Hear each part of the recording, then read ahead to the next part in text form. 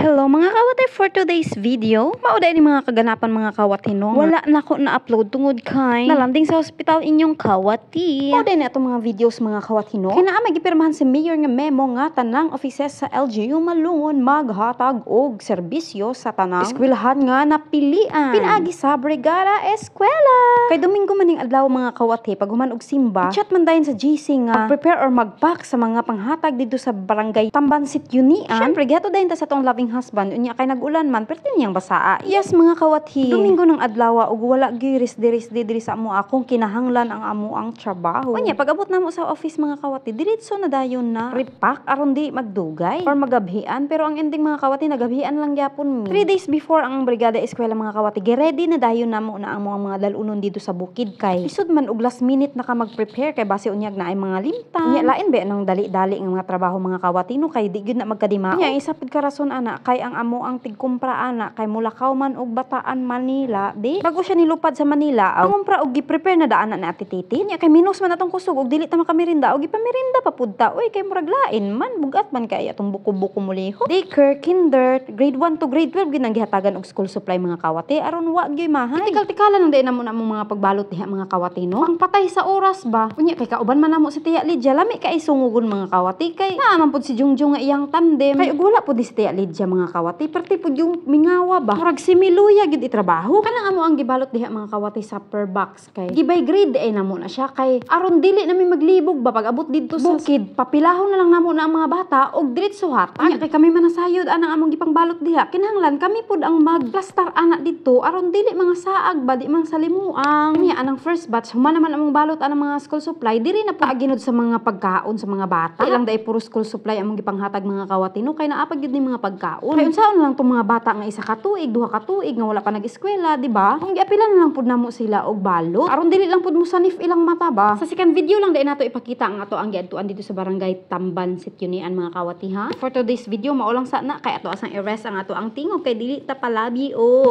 nyaw kay ato ang tonsil mas stress maong for the low energy lang sa takaron mga kawati ug sa tanang mga nambalaka day isa ko mga kawati salamat kaayo sa inyo ha tanan nga comment og chat na abot gid na sa kuha og dili lang gid ako ta ma-replyan pero salamat kaayo mga kawati hantod sa sunod nga video and this is Titing God bless.